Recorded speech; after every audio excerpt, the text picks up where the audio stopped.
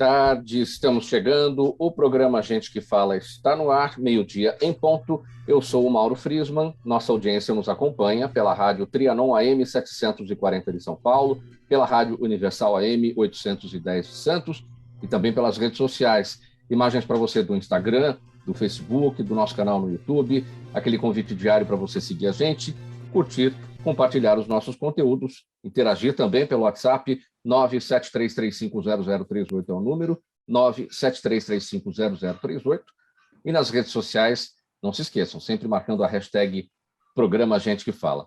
Quinta-feira, gente do MPD que Fala, parceria nossa com o movimento do Ministério Público Democrático e o apoio da Câmara Brasileira de Diagnóstico Laboratorial para a análise, para o debate dos assuntos de hoje. Vamos escalar aqui o nosso time, vamos colocá-los todos em campo.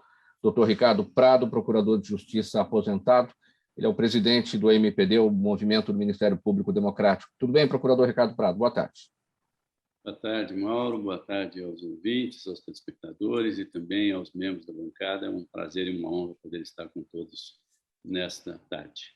Muito obrigado pela presença mais uma vez, procurador. Também com a gente a Marta Geller, advogada previdenciária, doutora Marta Geller, autora do blog O Seguro Morreu de Velho, do jornal Estado de São Paulo.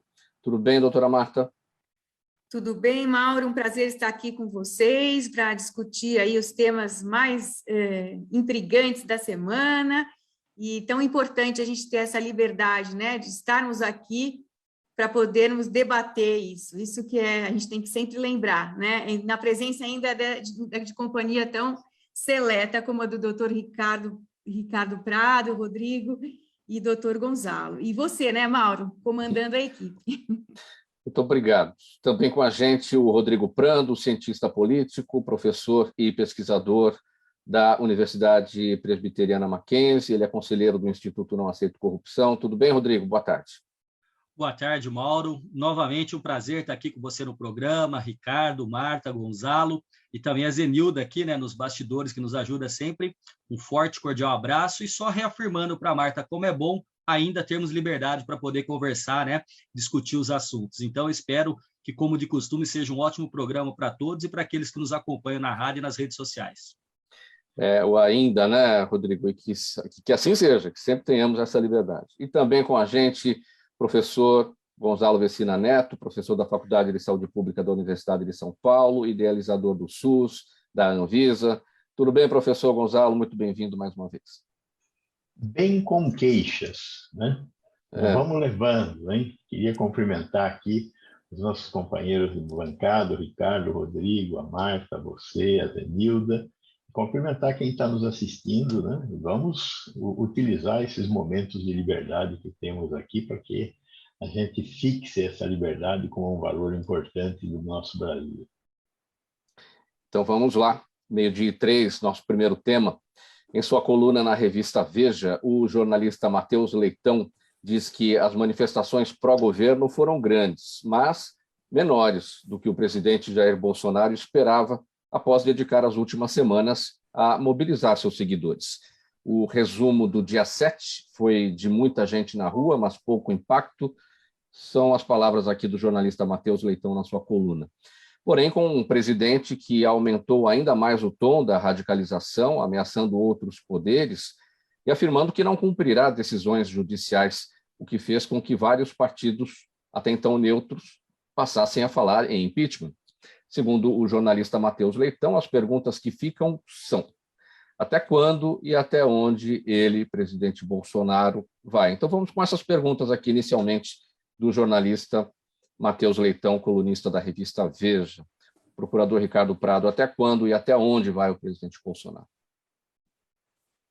Difícil saber, Mauro, né? Na verdade, ele tem um apoio em algumas classes que pensam mais próximos do jeito dele, né?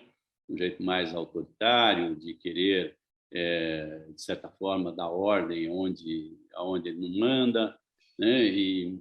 Mas você tem a maior parte da população hoje extremamente contrária, né?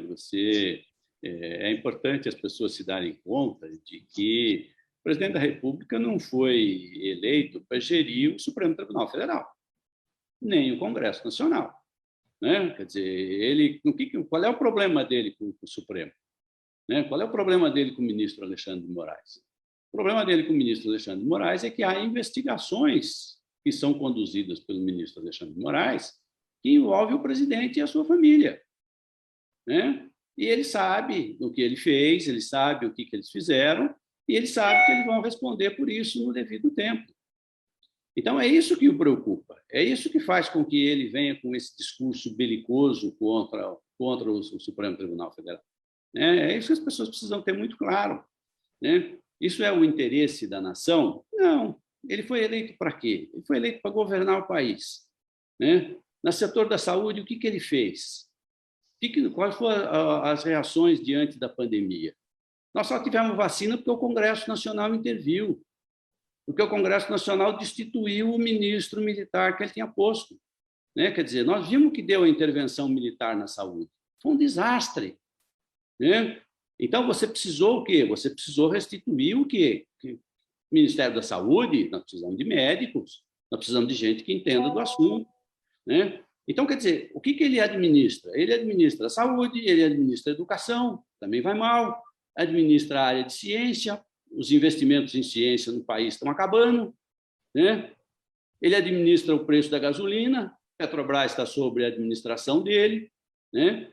Ele tirou o indivíduo que tinha sido nomeado, lá o presidente anterior, que tinha sido nomeado pelo Paulo Guedes, e colocou um militar para administrar a Petrobras, dizendo que ia baixar o preço da gasolina.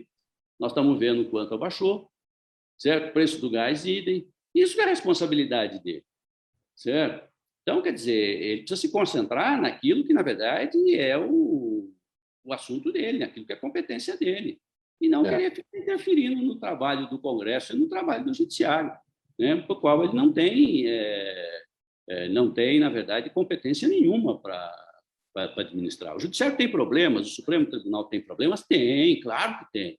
O Congresso Nacional tem problemas? É óbvio que tem, certo? Agora, se as pessoas que entendem desse assunto têm dificuldade para resolver, quem não entende, quer interferir, quer resolver, quer dizer, como se fosse mágica, né? Quer dizer, as pessoas ainda acreditam em soluções mágicas, né? Quer dizer, então, realmente fica difícil. E é por isso que nós ficamos nessa discussão hoje de terceiro impeachment, entendeu? Né? Quer dizer, nós estamos colocando na presidência da República pessoas que não têm capacidade para isso, né? Certo? Só que isso é um desgaste para o país. Então, o que o Congresso está fazendo? Está tentando empurrar, ver se consegue chegar no fim do mandato logo, entendeu? Para poder ter uma eleição e poder o país tomar outro rumo, certo? Só que está difícil, ainda falta mais de ano, entendeu? Né? Então, Rodrigo Prando vai ter que fazer isso. Sim. Rodrigo Prando, vamos fazer aqui a seguinte avaliação. Essa quantidade toda de gente na rua no dia 7 de setembro, defendendo o governo Bolsonaro. Muita gente, sim, porém menos do que o próprio presidente esperava. O que é hoje o presidente Bolsonaro e o que é hoje o bolsonarismo? Bom, vamos lá. Então, de novo, um prazer estar aqui com vocês. Bom, primeiro que pela fala do Ricardo, muito precisa, não dá para ir para a rua defender o governo. Não há governo, na verdade. Quer dizer, nós temos uma situação inédita na República, que é um presidente que abdicou de governar para fazer campanha durante todo o mandato. Então, do dia seguinte que ele foi eleito, ele manteve a retórica, a narrativa das eleições e assim permaneceu. Se a gente só pegar por intensidade o que está falando o Ricardo, vamos perguntar, existe um legado do governo Fernando Henrique Cardoso? Existe. Existe um legado, o controle da inflação, né, pelo Plano Real, a estabilidade econômica. Existe um legado do governo Lula? Existe. Diminuição da extrema pobreza, aumento da classe média. Existe um legado até no curto período do Temer, que foi uma reforma trabalhista, criticada, mas houve, né, por sucessivos problemas que ele enfrentou lá na crise com o Joesley, mas teve. Qual o legado do governo Bolsonaro até o momento? A pandemia, a inflação, o preço da gasolina, crise energética, hídrica. Então, infelizmente, Mauro, não é uma defesa do governo, é uma defesa do presidente. E aí é um fenômeno muito característico desta ligação direta e agora acentuada por força das redes sociais do presidente com seu eleitorado. As ruas estiveram cheias? Estiveram. Cheias daqueles que o apoiam, porque preponderantemente as pesquisas indicam é que o presidente Bolsonaro é rejeitado por mais de 50%, que consideram o seu governo ruim e péssimo. Aqueles que consideram o governo Bolsonaro bom e ótimo são cerca de 24%, pensando aí nos pontos percentuais de 3 para mais ou para menos. Agora, desses 24%, são 12% os bolsonaristas raiz que acompanharão o presidente em qualquer trajetória que ele queira tomar. Agora, então, Mauro, diga. Por que ocorre essa defesa do presidente, uma vez que o governo não tem como ser defendido? Você elencou aí o gás a 120, a gasolina a R$7, a inflação, o IBGE já divulgou hoje, nos últimos 12 meses, já está beirando os 10% ao ano. E o fenômeno do líder carismático e populista é estudado na ciência política, na história, na sociologia há um tempo. Então, há uma identificação que não é racional, ela deriva da emoção, não é? É uma identificação com carisma, porque atribui-se ao líder carismático qualidades sobre-humanas. Eu não estou falando nada de novo, isso está lá no Weber, no Max Weber, um dos clássicos da política e da sociologia. Então, é uma conduta que, de uma forma, na política, você busca uma comunicação direta e isso encanta. Então, existe um percentual dos bolsonaristas que confiam e acreditam que o Bolsonaro é, de fato, o Messias, não pelo nome, mas aquele que vai mudar como um demiurgo que de cima para baixo constrói tudo. Agora, de certa maneira, a gente tem que entender com muita clareza que é um fenômeno que merece ser entendido e respeitado, porque nós não imaginaríamos que em 2021, no século XXI, nós estaríamos toda semana ou a cada mês perguntando se tem golpe ou não tem golpe, se vai ter ruptura ou não vai ter ruptura. Então, é um processo. O Bolsonaro hoje, Mauro, é um presidente acuado, é um presidente fragilizado e é um governo combalido. A sua pergunta primeira, que na verdade foi a repetição do jornalista Matheus Leitão. Até onde vai o presidente? Ele vai até onde as instituições o permitir ou o eleitor. Então, você tem pelo menos dois grandes caminhos. Um deles é chegar enfraquecido nas eleições, ser referendado, ser reeleito ou ser derrotado. A probabilidade hoje de derrota é muito grande, até mesmo no primeiro turno. Há 6 meses atrás, o presidente derrotava todos no segundo turno. Hoje já não é mais assim. Ou, antes de chegar à reeleição, um processo de impeachment, que se a gente for falar disso depois eu esmiuço melhor, mas um processo de impeachment, que é um processo de julgamento jurídico, de crime de responsabilidade, mas também político. E as condições políticas hoje ainda, no momento, são favoráveis ao presidente, podem mudar. Enfim, não vou me estender muito para passar a palavra aí aos demais colegas que também tenho que ouvi-los e aprender com eles aqui, que sempre aprendo. Vamos lá, professor Gonzalo Vecina Neto, até onde vai o presidente Bolsonaro?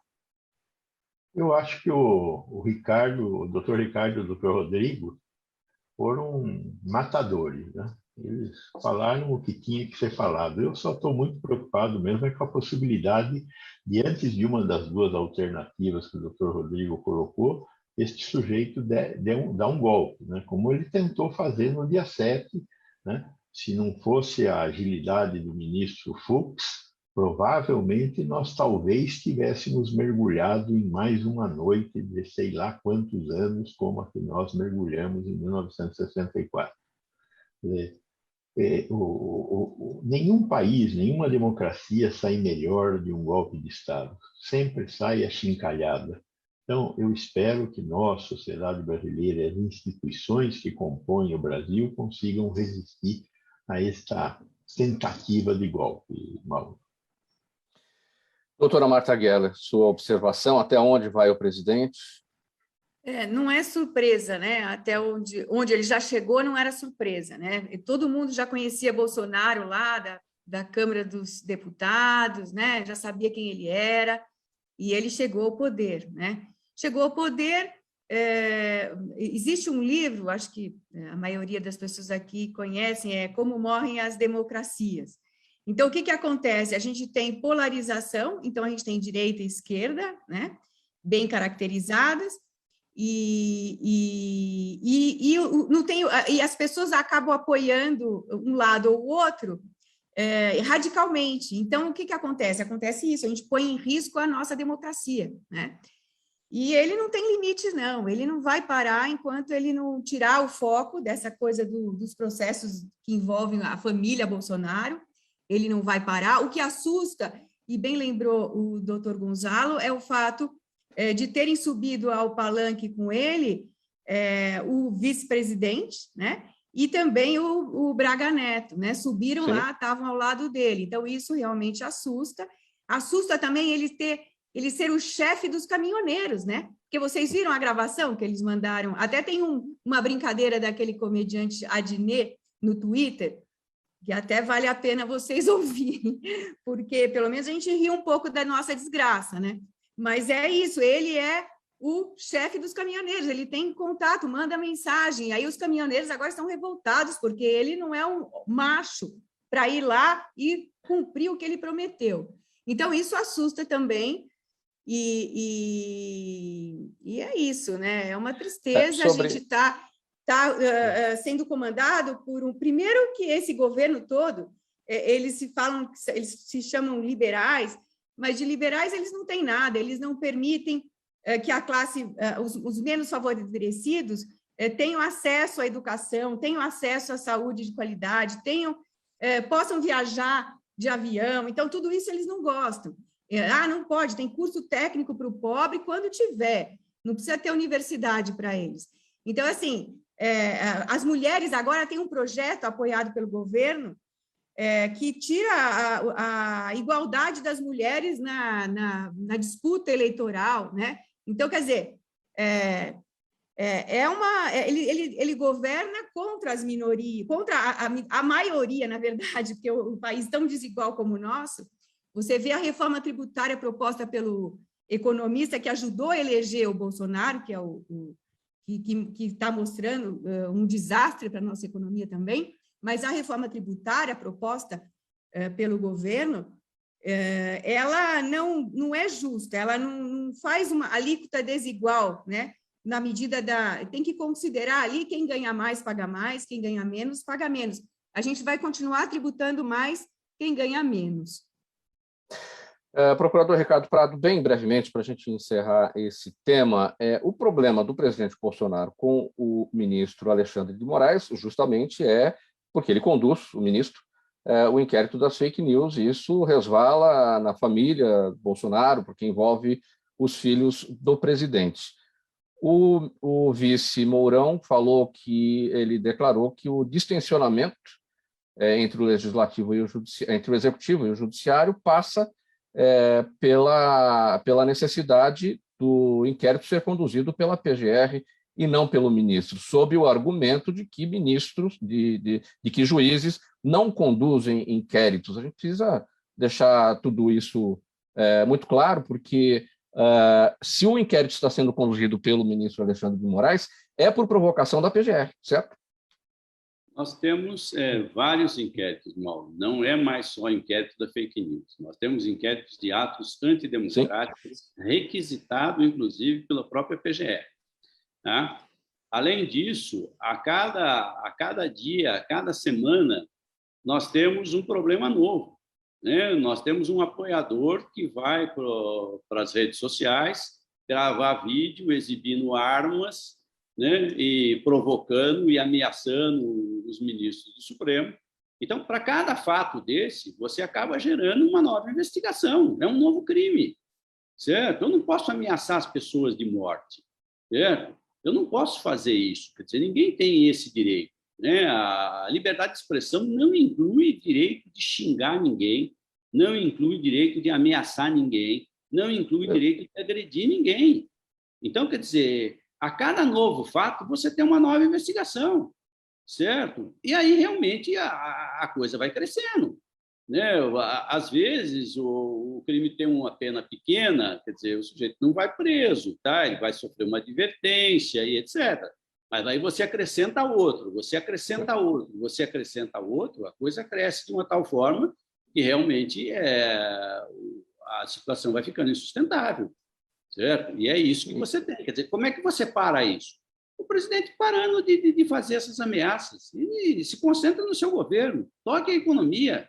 Né? Mas entendeu? Isso ele não vai fazer, né, doutor Ricardo? Isso ele não vai fazer. E outra, ele não vai parar de fazer o que ele está fazendo. E o Lira, na verdade, a grande chave desse jogo todo de xadrez é o Lira, né? Porque é ele quem tem que cair a ficha, né? Porque as condições todas que não são benéficas para o impeachment do Bolsonaro agora estão na mão dele. Né? E o procurador Ricardo Prado falou em liberdade de expressão, e esse é o nosso assunto agora, para análise de vocês todos. O presidente Jair Bolsonaro editou uma medida provisória que estabelece regras para o uso e moderação de redes sociais e limita a remoção de conteúdos. Essa MP, publicada segunda-feira, altera o Marco Civil da Internet, que é a lei que regulamenta o uso da rede no Brasil. O texto da medida provisória estabelece direitos e garantias aos usuários de redes sociais e diz ser necessário que haja uma justa causa e motivação nos casos de cancelamento ou suspensão de funcionalidades de contas ou perfis mantidos pelos usuários de redes sociais. Rodrigo, começo com você. Tudo em nome, como diz o texto da própria MP, em observância à liberdade de expressão, comunicação e manifestação de pensamento. Sua avaliação. Vamos lá. Antes do presidente começar a usar o termo aí de jogar dentro das 4 linhas, eu escrevi um artigo chamando de quadrilátero bolsonarista. Esse quadrilátero é um quadrilátero como se fosse naquele desenho animado, um campo de força que protege. O que faz parte do quadrilátero? Fake news, pós-verdade, teoria da conspiração e negacionismo. Então, a mentalidade bolsonarista se enfranhou dentro deste quadrilátero e não consegue sair. Com relação aos vetos do presidente, esses vetos provavelmente serão derrubados quando retornar para a Casa Legislativa. Por quê? Porque é óbvio que um governo que se sustenta propagando fake news, pós-verdade, teorias da conspiração e negacionismo, não quer nenhuma medida jurídica, como bem lembra o Ricardo, quer dizer, são todas, a cada novo ato exige uma nova peça jurídica, uma nova investigação, e o presidente vai cada vez mais se enrolando. É claro, uma vez o vice-presidente Mourão afirmou que o presidente Bolsonaro não saiu do nível da atividade física para a atividade intelectual nas Forças Armadas. Então, que ele não chegou a uma condição de ter algum refinamento intelectual, como, por exemplo, um general devia ter. A questão é que o Bolsonaro abriu muitas frentes de batalha. Ele, do princípio, e eu tenho chamado isso de presidencialismo de confrontação, ele quis substituir o presidencialismo de coalizão pelo presidencialismo de confrontação e confrontou todos os atores políticos ou todos os elementos da sociedade, intelectuais, médicos, organizações não governamentais, técnicos. Bom, xingou até a mulher do presidente francês, né? Foi deselegante internacionalmente inúmeras vezes. Então, o presidente abriu tantas frentes de batalha que hoje ele está acuado, né? Então, essa medida ela cai, esse veto do presidente vai cair, porque não tem sentido. Qual é a ideia do veto? É se autoproteger ou proteger o gabinete paralelo, o gabinete do ódio, que a gente sabe que bem opera a partir de determinadas figuras muito próximas do presidente. Então, isso aí está claro. Se me permite, Mauro, só para, como tem um bate-bola aqui, a Marta fez um bate-bola com o Ricardo, eu quero só comentar uma coisa que o doutor Gonzalo falou, né? Da questão do golpe. Né? Porque isso é uma coisa que... Bom, lembra quando teve aquela troca da cúpula militar que caiu? Meu telefone não parou de tocar, porque e aí? E agora? Vai ter... Bom, golpe, revolução e ruptura, tá? Pode acontecer, claro. A democracia ela é de uma fragilidade que merece ser cuidada a todo tempo. Mas o presidente Bolsonaro, para deflagrar um golpe, uma ruptura, tem que ter 2 condições. Condições subjetivas e condições objetivas. A condição subjetiva depende da vontade e de um desejo de dar um golpe. Isso é inegável, ele nunca escondeu, como lembrou Marta, desde no Congresso ele já elogiava torturador e tudo mais. Então ele nunca escondeu. Precisa ter grupo de intelectuais que apoiassem o golpe. Tem alguns aí intelectuais orgânicos do bolsonarismo que não resistem a um debate numa dissertação de mestrado, numa tese de doutorado, mas se colocam como intelectuais orgânicos. Então vá lá, as condições subjetivas estariam dadas. A pergunta é, presidente Bolsonaro tem condições objetivas de dar um golpe? Tem apoio do mercado, do setor financeiro? Não tem. Tem apoio internacional de uma grande potência que logisticamente, ou com dinheiro, ou com armas, o apoia? Não tem. Tem o apoio irrestrito das Forças Armadas? Não tem. Tem a possibilidade de ter o aparato da mídia ou das redes sociais a seu favor e como promover censura? Não tem. Então, os elementos de 1964 não se apresentam hoje. Agora, doutor Gonzalo, não tem golpe, mas tem barulho, tem violência e tem a possibilidade de conturbar. Dia 7 de setembro foi tomado pelos bolsonaristas, foi apenas e tão somente um mero ensaio do que acontecerá em 2022 nas eleições. Ou as instituições se preparam, porque a cartografia está dada, basta pegar a bússola e seguir esses caminhos para saber onde vai dar, né?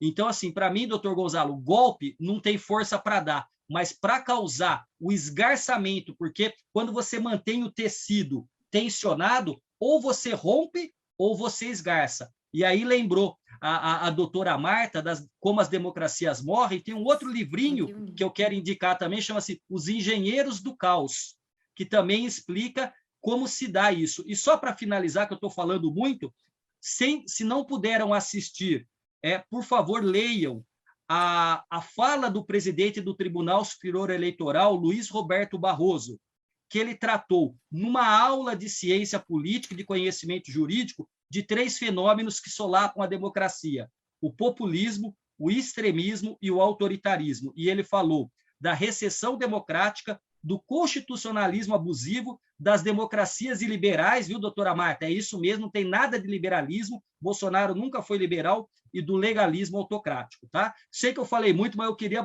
fazer essa troca com o doutor Gonzalo, porque... E aí, vai ter golpe? Acho que não, mas vai ter barulho e vai ter baderna. E aí, vai ter golpe, professor Gonzalo? Aliás, sobre a MP, né? A MP, o que se espera é que o Senado devolva, essa é a expectativa aí, né? Essa é a expectativa, que o Senado devolva, porque essa MP não tem cabimento, é uma MP feita só para a família dele, né?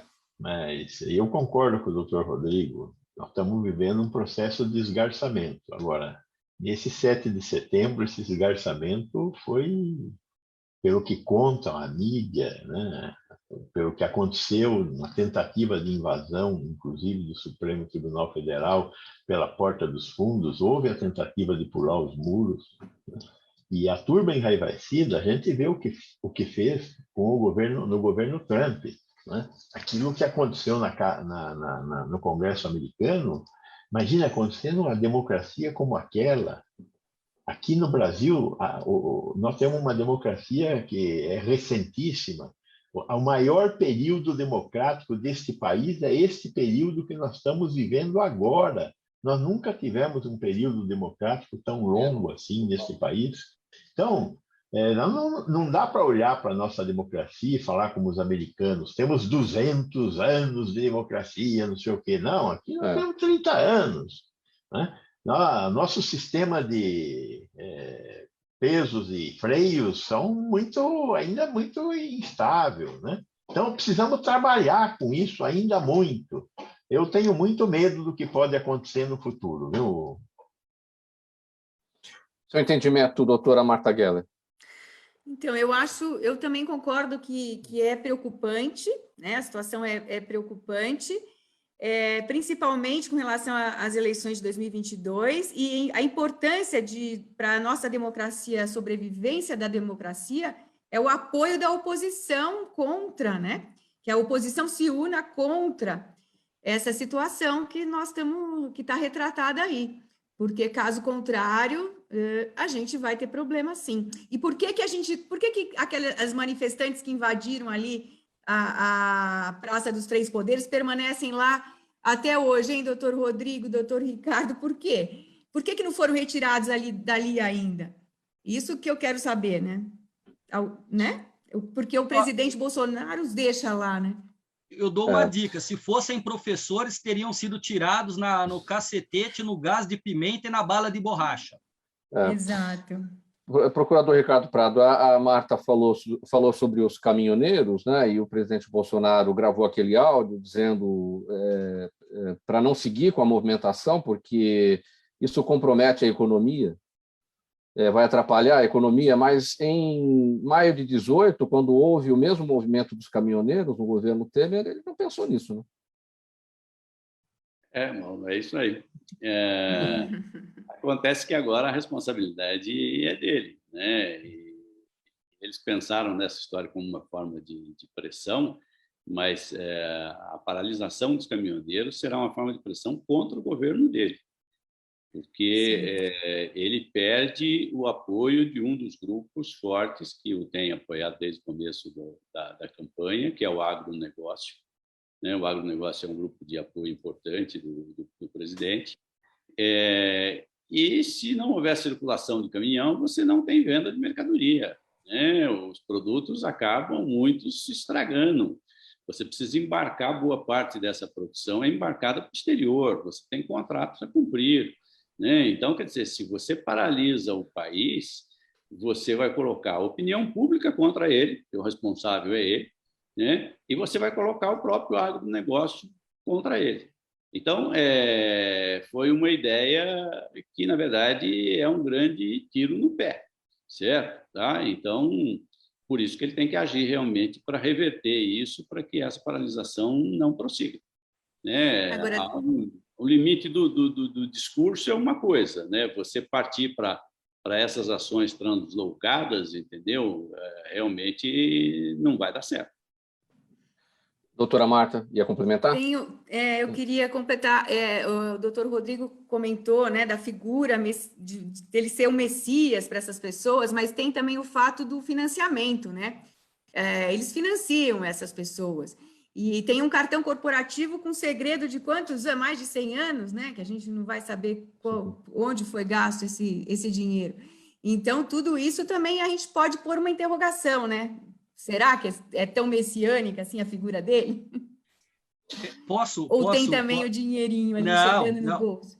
Sem dúvida, doutora Marta. Tem a figura messiânica, o populista se acha acima do bem e do mal. Perceba que no discurso dele, na Paulista, ele já reafirmou algo que tinha dito antes, que ele só sai na vitória, morto ou preso, e que preso ele não vai ser porque canalha nenhum vai prendê-lo, a não ser com a vontade do povo. Ele entende, obviamente, que o povo é aquele núcleo que o apoia. Ele não entende que o povo é o conjunto dos brasileiros. Então, tem a questão messiânica e também tem a questão de financiamento. A gente sabe que setores do agronegócio, logisticamente, colocaram ônibus, deram camiseta, deram dinheiro para a refeição. Isso também acontece. E é engraçado que as ironias, né? Então, né, doutor Ricardo, aí pau que bate Chico não está batendo em Francisco, né? Porque quando eram os petistas, era o Vale Mortadela. Agora é o Vale Camiseta e R$100 para o almoço. Então, né? Quando é para pedir transparência no voto, aí mas para colocar claramente quanto se gasta e onde, 100 anos. O acesso do filho do presidente também tem 100 anos de segredo para saber quem entrou e quando no palácio e quantas vezes, né? Então, tem dinheiro, tem o aspecto messiânico e essa combinação é terrível para a democracia e para os valores republicanos. Rodrigo, eu preciso ir para o intervalo, eu preciso ir para o próximo tema, mas eu tenho que fazer outra pergunta aqui para você, e no sentido do que aconteceu no dia 7 de setembro. Por que São Paulo? Por que a Avenida Paulista para aquele discurso? Politicamente, o que isso representa num Estado governado por João Dória e que é um dos potenciais adversários nas eleições do ano que vem? Diria que 50% da pergunta você matou já, complementando, né, da minha resposta. Tem o fato do principal antagonista político ser o Dória, lembrando, né, que nós podemos tecer críticas e podemos e devemos, numa democracia, ao excesso do governador midiaticamente nas redes sociais, mas se não fosse insistência dele e do Butantan, não ia até a vacina. Quer dizer, o governo Bolsonaro é um governo reativo, reage mal, né? Então ele teve que reagir aí e correr atrás da vacina. Então, o grande antagonista para 2022 até o momento é o Dória. Agora, a Avenida Paulista é palco simbolicamente de expressões de força. Então, e eu estava dizendo, não adianta você discutir com um bolsonarista se havia 125 mil pessoas ou 2 milhões na Avenida Paulista, pouco importa. O que interessa é a fotografia e o vídeo que será exaustivamente compartilhado nas redes sociais. Mauro, tem vídeo de bolsonarista emocionado e chorando, dizendo que agora sim o Bolsonaro decretou estado de sítio e compartilhou, e gente compartilhou, e eles estavam emocionados, eles foram para Brasília para ver isso. Então, o bolsonarismo radical está decepcionado, porque eles queriam mesmo uma ruptura, mas, como eu disse, Bolsonaro não tem força para isso, mas vai causar balbúrdia, um termo que um ex-ministro já usou. Muito bem. Faltando 25 minutos para uma, muito rapidamente, a gente vai para o intervalo e a gente volta rapidinho com a sequência do Gente do MPD que Fala, edição de quinta-feira, a parceria nossa com o Movimento Ministério Público Democrático e o apoio da Câmara Brasileira de Diagnóstico Laboratorial. Até já. Toda ação estratégica de sucesso tem um componente fundamental: um instituto de pesquisas ético, rápido e preciso. Afinal, é ele que vai fornecer informação confiável, sem achismos ou palpites. E isso, numa época de mudanças rápidas e repentinas, é fator crítico de sucesso. A Orbis é um instituto de pesquisas que une precisão e confiabilidade estatística com a mais alta tecnologia em pesquisas do mercado.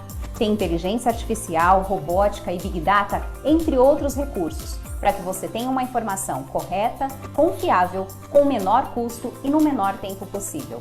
Na sua próxima ação, seja ela corporativa ou política, comece pela Orbis, porque com a informação correta, você vai mais longe, mais rápido e com mais segurança.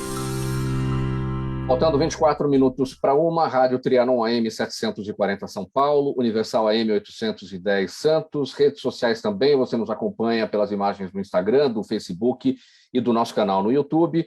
Hoje o Gente do MPD que Fala, edição de quinta-feira, parceria nossa com o Movimento Ministério Público Democrático e o apoio da Câmara Brasileira de Diagnóstico Laboratorial. Dr. Gonzalo Vecina Neto, o Ministério da Saúde deixou vencer a validade de um enorme estoque de medicamentos, vacinas, testes de diagnóstico e outros itens avaliados em mais de 240 milhões de reais. São 3 milhões e 700 mil itens que terão que ser incinerados. Todo o estoque é mantido em sigilo pelo Ministério, mas o jornal Folha de São Paulo teve acesso a tabelas oficiais lá do Ministério da Saúde com essas informações e o jornal as publicou. A lista contém produtos que seriam destinados a pacientes do SUS, transplantados e com problemas renais, com câncer, hepatite C, Parkinson, Alzheimer, artrite reumatoide, tuberculose, doenças raras e esquizofrenia, entre outras situações. Foi o que aconteceu para a perda de tudo isso, professor Gonzalo? Eu estou... Grande parte da minha vida profissional eu passei fazendo gestão. Eu tenho mais de 40 anos de vida profissional, já dirigi hospitais como o Sírio-Libanês e o Instituto Central do Hospital das Clínicas. Não é pouco. Eu não sou nada humilde em relação a isso. Eu nunca joguei tanta coisa fora. Tem um general lá na DELOG do Ministério que diz que em qualquer supermercado isso acontece todo dia. Se os supermercados fizessem isso todo dia, nós estaríamos numa falência de todos os supermercados. Jogar 230 milhões de reais fora em 2 anos de governo é um tremendo de um abuso, de um desgoverno. Preocupados com comprar cloroquina, azitromicina e essas coisas que não funcionam contra a doença, eles deixaram vencer nos estoques do Ministério da Saúde sem distribuir parte desses medicamentos que estão faltando na rede de assistência à saúde. Medicamentos de alto custo, que não tem explicação para você perder um medicamento de alto custo. Nos sistemas de estoque, nós temos um sistema, o primeiro que entra é o primeiro que sai, e é tudo informatizado. Você sabe o dia do vencimento de cada caixinha que está no seu estoque. A primeira providência, quando você está a 1 ano do vencimento, você já negocia com a empresa para trocar o medicamento, porque a empresa está vendendo o tempo todo o medicamento no Brasil inteiro, ela sabe aonde recolocar o medicamento que está próximo do vencimento. Então, o que o Ministério da Saúde fez foi um crime de lesa pátria terrível. Para um ministério onde faltam recursos, ela conseguiram jogar 230 milhões de reais na lata do lixo. A quem responsabilizar, professor Gonzalo, num ministério que, ao longo desses anos, tivemos Mandetta, Taixe, Pazuello, agora Queiroga, trocas de equipes diversas, enfim? Bem, de início você tem o DELOG, o Departamento de Logística do Ministério é o primeiro responsável, onde esteve até ontem Dias, que lá foi colocado pelo ex-ministro Barros, atual líder do governo. Então, esse Ricardo é o primeiro Barros. Ricardo Barros. Esse é o primeiro responsável, o que estava na DELOG lá, que foi colocado pelo Ricardo Barros, cuja conta tem que ser alcançada. Tem muita coisa que a CPI levantou das negociatas dele com essa firma de logística que foi contratada. Tem uma firma de logística nessa história aí também, que entrou no lugar do Ministério. O Ministério da Saúde, até 2018, tinha um sistema de logística próprio. Ele terceirizou para essa VTC Log, que é do grupo da Precisa.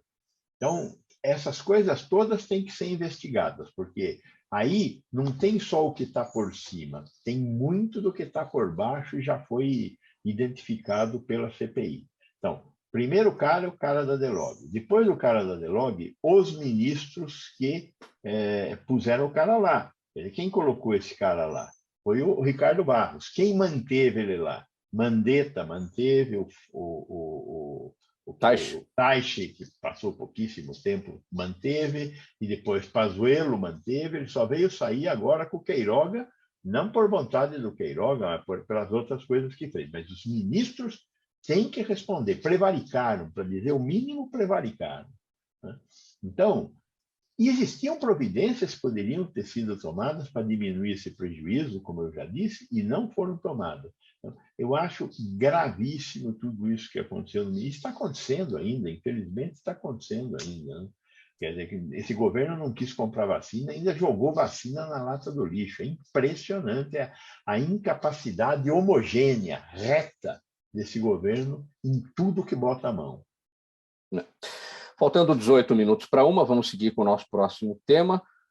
O assunto agora é o seguinte: de um lado, 42 novos bilionários em plena pandemia, e de outro, a pobreza extrema que não para de subir.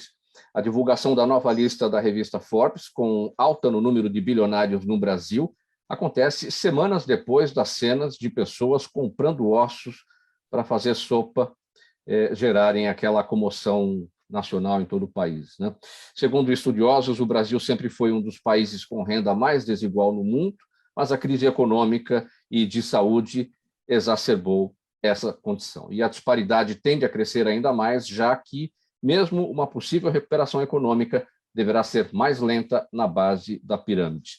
Se eu olhar sobre esses novos bilionários, procurador Ricardo Prado, considerando que são pessoas que se tornaram muito ricas, mas a gente não vê que elas tenham produzido algo, elas ganharam mesmo em atividades no sistema financeiro. É isso que acentua a desigualdade, né? Acho que essa é parte apenas do problema, Mauro. Né? Eu acho que a gente se preocupa, eu acho que demais com os bilionários, quando a gente deveria se preocupar demais com os problemas do pessoal que está pobre. Né? A grande fortuna, na verdade, das pessoas, desses bilionários, na verdade, não vem de dinheiro, vem de ações. É valorização de ações na Bolsa de Valores. E isso é decorrente de um processo do capitalismo. Tá? E não há uma tendência de que isso reduza. O que você pode, na verdade, deve fazer, né? Isso à medida que estava aí em discussão na questão do imposto de renda, é você passar a tributar mais o ganho de capital do que você tributa o salário. Certo? Quer dizer, nós temos aplicações financeiras realmente que são isentas de imposto de renda, enquanto que o salário você paga 10%, 15%, 20%, 27% de imposto de renda, né, que é deduzido normalmente na fonte. Então, o que você precisa ter, sem dúvida alguma, é uma questão de você ter uma melhor justiça tributária, principalmente sobre ganho de capital, isso não há dúvida. Agora, e a outra coisa que você precisa é trabalhar para erradicar a pobreza. Né? Quer dizer, você tem que ter um sistema que ajude as pessoas que estão realmente abaixo de uma determinada linha, porque essas pessoas não têm condição de sair por si. Certo? Quer dizer, conforme o nível de pobreza que a pessoa está, ela não consegue sair sozinha. Se alguém não puxar para cima, se a sociedade não ajudar, né, se o Estado não tiver uma política própria, né, e esse, na verdade, é o grande legado da gestão do ex-presidente Lula, né, que foi a história de você unir os benefícios sociais e etc., para tentar combater a extrema pobreza. Então, é isso que você precisa, é isso que está em discussão aí no Congresso agora de novo, né? Quer dizer, você teve o vale aí durante a pandemia, quer dizer, é isso que você precisa, certo? Agora, não é você criando ódio contra os bilionários, não é você querendo acabar com os bilionários que você vai resolver isso. Eles, muitas vezes, ajudam na solução do problema, certo? Mas que você precisa ter uma tributação mais justa, isso não há dúvida. Muitos deles, às vezes, precisam contribuir mais para a solução do problema, precisam, certo? Mas não é com ódio que a gente resolve, entendeu? Né? São com medidas de inteligência e de boa gestão, certo? Precisa realmente resolver o problema da pobreza. Isso não é a menor sombra de dúvida. Doutora Marta Geller, como destacou o procurador Ricardo Prado, é importante se preocupar com o problema da pobreza e, como ele também destacou, as pessoas chegam num determinado ponto que não conseguem sair sozinhas. Enfim, é o assistencialismo que vai atuar neste ponto, nesse momento. A gente vai ter condição de o assistencialismo resolver isso. Um dos problemas do assistencialismo é você também não apontar a porta de saída depois, né? Então, na verdade, a gente está falando de seguridade social, né? A nossa Constituição Federal de 88, ela tinha um desenho de proteção do berço ao túmulo, né? Que é o pós-guerra, é a herança do pós-guerra. Então, a gente desenhou exatamente o mesmo sistema em inglês, né? De proteger o cidadão desde quando ele nasce até o momento da morte. E isso é seguridade social. Você tem as contribuições, quem paga tem benefícios, e quem não pode pagar tem a assistência social, que faz parte desse desenho da Seguridade Social. Ela abrange previdência, assistência, saúde e agora a previdência privada. A gente teve durante anos, de 88 para cá, a gente teve muitas emendas constitucionais que foram tirando essas proteções.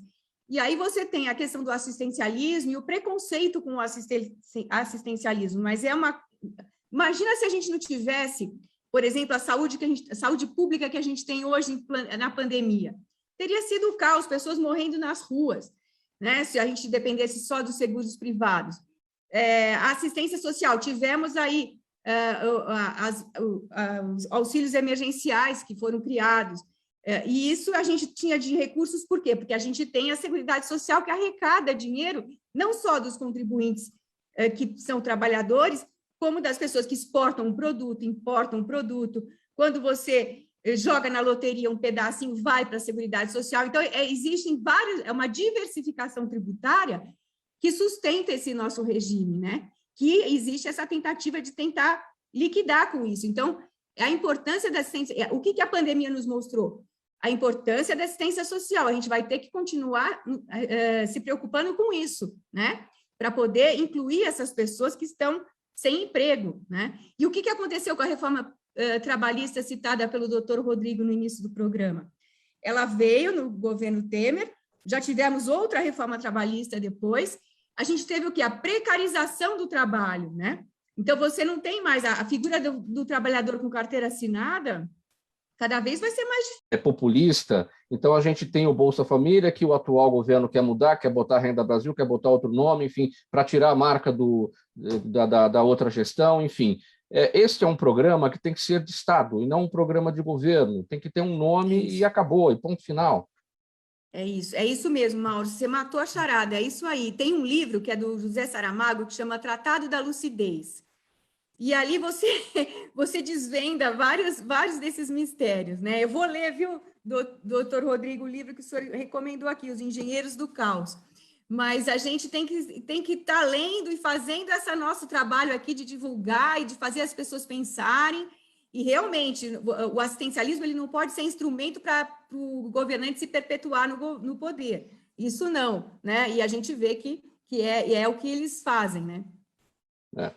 Faltam 10 minutos para 1 agora, e o nosso último tema aqui eu vou passar bem brevemente. Doutor professor Vecina, o senhor gosta de futebol? Gosta, né? Eu já fui médico de time de futebol, fui médico do Paulista Futebol Clube de Jundiaí. Então, para falar sobre o ocorrido aí no jogo Brasil e Argentina, a FIFA lamentou, vai analisar o relatório oficial. O que foi que aconteceu? Quem permitiu que o jogo tivesse início? Se havia aquela restrição? O que foi que aconteceu?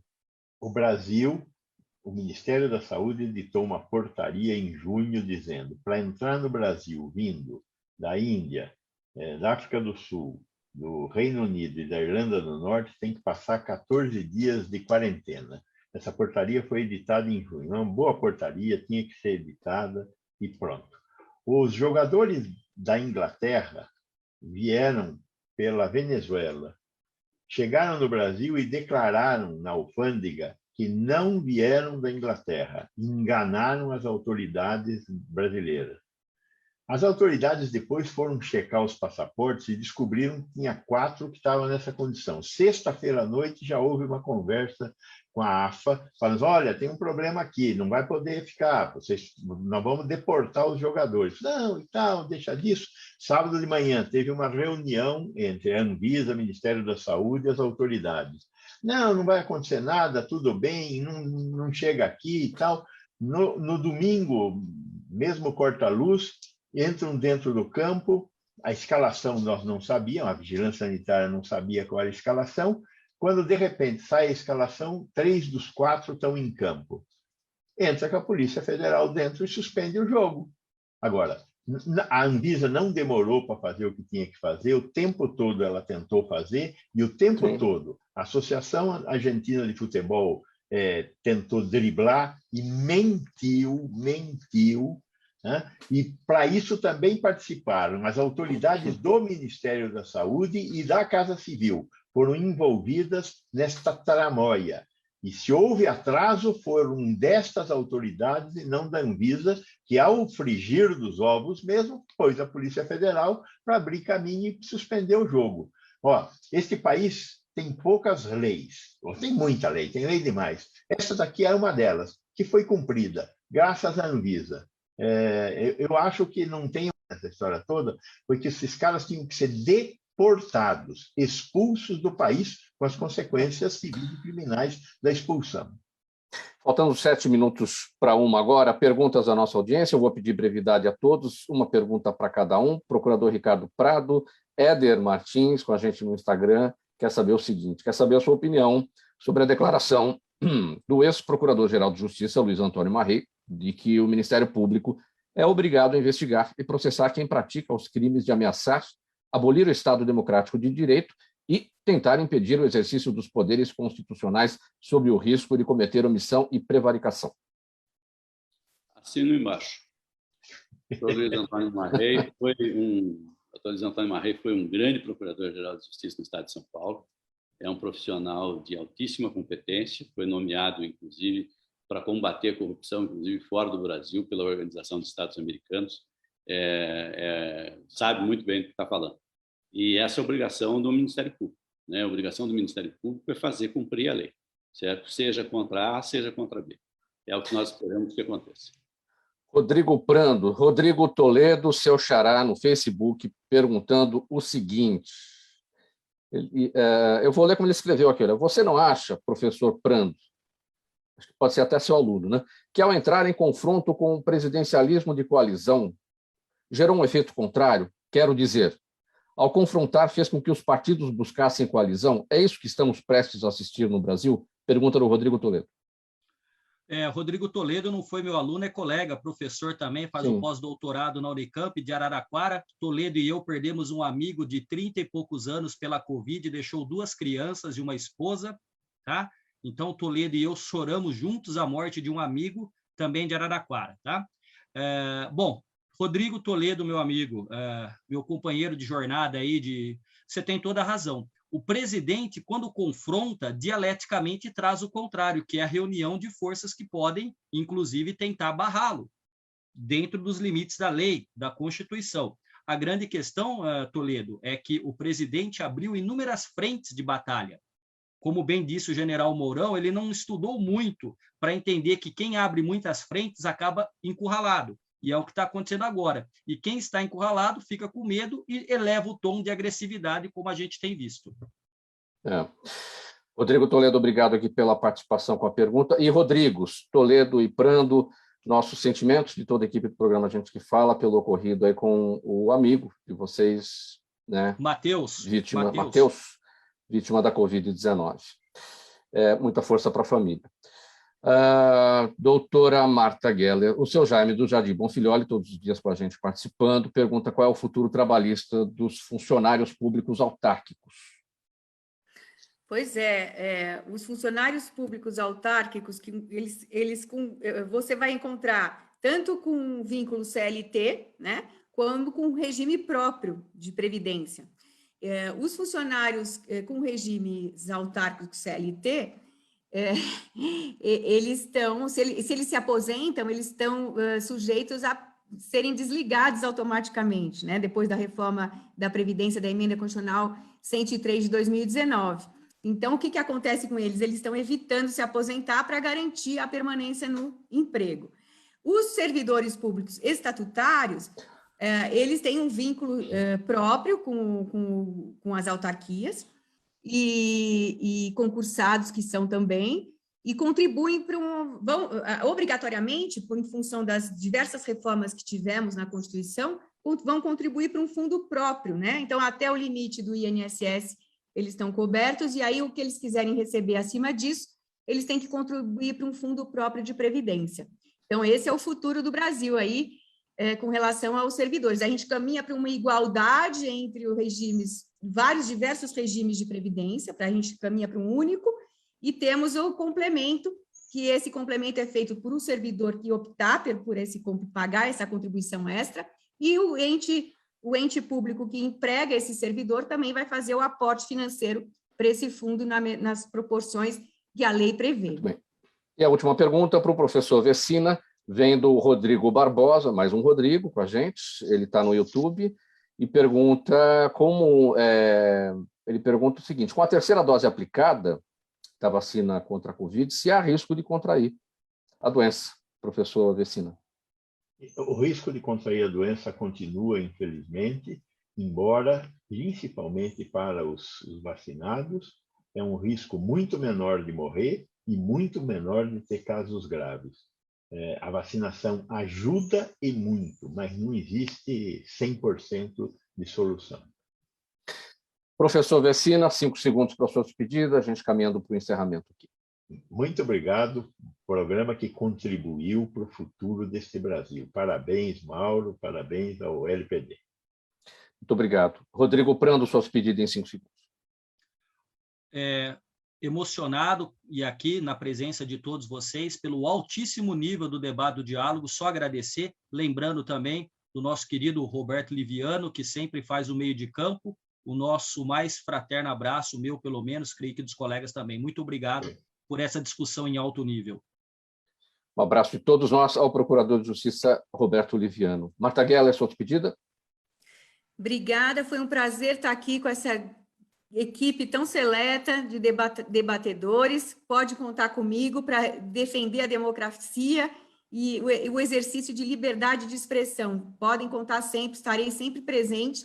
E agradecer ao Liviano também, e lembrando que ele sempre fala que por trás dessas operações de Polícia Federal, de investigação, de inquéritos, quando há crime de responsabilidade, a importância de pegar patrimonialmente, né, responsabilizar patrimonialmente aquele que infringiu a lei de responsabilidades do governo, né, sendo um agente público, infringir isso. Procurador Ricardo Prato, 5 segundos. Quero agradecer a toda a equipe da Rádio Trianon, a todo o pessoal que está aí atrás dos bastidores, podendo permitir a realização do programa, agradecer aos nossos ouvintes e agradecer também aos companheiros aqui de bancada. É uma honra, é um prazer muito grande poder estar aqui convivendo com vocês. Muito obrigado. Muito obrigado pela presença de todos. Em nome da equipe do programa Gente que Fala, edição de quinta-feira, é o Gente do MPD que Fala, parceria nossa com o Movimento do Ministério Público Democrático e o apoio da Câmara Brasileira de Diagnóstico Laboratorial. Na mesa de som com a gente hoje, o Fabiano Souza. Sérgio Souza é o gerente técnico da Rádio Trianon, apresentação minha, Mauro Friesman, Pauta e redação do Pedro Schiavon, Zenilda Salvato, nossa diretora de produção, jornalista Fausto Camunha, nosso diretor-geral, você ouvinte, você espectador, claro, sempre a razão da nossa presença aqui todos os dias. Obrigado pela audiência, minha gente. Tchau, até amanhã.